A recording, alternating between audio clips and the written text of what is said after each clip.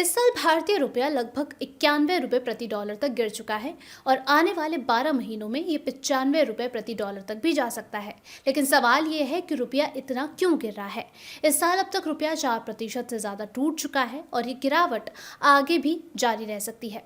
अब इसे समझने के लिए पहले ये जानना ज़रूरी है कि किसी भी देश की करेंसी एक्सचेंज रेट तय कैसे होता है। असल में इसके 3 तरीके होते हैं। पहला तरीका, कुछ देश अपनी करेंसी को डॉलर के साथ में फिक्स कर देते हैं, जैसे कि यूएई ने किया हुआ है। मतलब अगर डॉलर ऊपर जाएगा तो दिरहम भी ऊपर चला जाएगा। यहाँ एक्सचेंज रेट पूरी तरीके से प्रिडिक्टेबल होता है। वहीं अगर हम दूसरा तरीका देखें तो यहाँ पर होता है फ्री फ्लोटिंग सिस्टम, जहाँ मार्केट की डिमांड सप्लाई से करेंसी की कीमत को तय किया जाता है। अगर डॉलर की डिमांड बढ़ेगी तो दूसरी करेंसी कमज़ोर हो जाएगी और ज़्यादातर डेवलप्ड कंट्रीज इसी सिस्टम को फॉलो करती हैं। वहीं तीसरा तरीका है भारत का तरीका। भारत एक मिक्स सिस्टम को फॉलो किया करती है।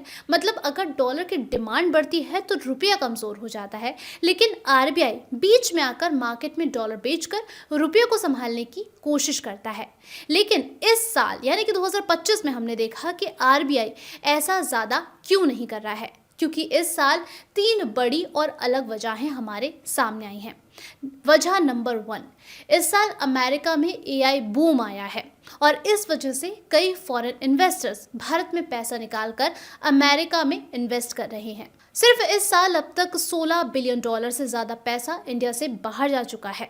वहीं अगर हम देखें वजह नंबर 2, टैरिफ लागू होने के बाद भारत का एक्सपोर्ट उतना तेज़ नहीं बढ़ रहा है। मतलब हमें पहले जितने डॉलर मिलते थे इस साल उतने डॉलर्स हमें नहीं मिल पाए हैं। अब है वजह नंबर 3, भारत इस समय बहुत ज़्यादा डॉलर खर्च कर रहा है। तेल और सोना इंपोर्ट किया जा रहा है, जिसकी वजह से डॉलर रिवर्स पहले के मुकाबले तेज़ी से कम हो रहे हैं।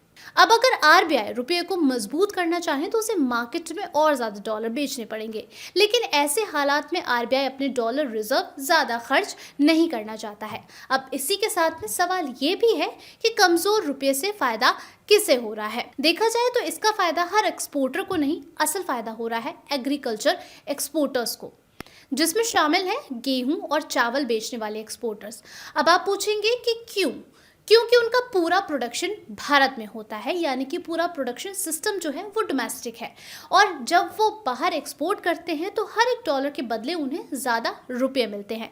लेकिन इलेक्ट्रॉनिक्स, मशीन, फार्मा एक्सपोर्टर्स को इतना ज़्यादा फ़ायदा नहीं हो रहा है, क्योंकि उन्हें रॉ मटेरियल बाहर से इम्पोर्ट करना पड़ता है और अब और ज़्यादा उनके लिए ये महंगा हो चुका है। और इसीलिए जब तक टैरिफ्स का इशू सॉल्व नहीं होता है या फिर यूएस मार्केट में कोई बड़ी गिरावट नहीं आती है, तब तक भारतीय रुपये पर दबाव बना रहेगा। अगर आपको ये जानकारी यूजफुल लगी हो तो फाइनेंस ज्ञानी को फॉलो जरूर कीजिएगा और वीडियो को लाइक करना बिल्कुल मत भूलिएगा।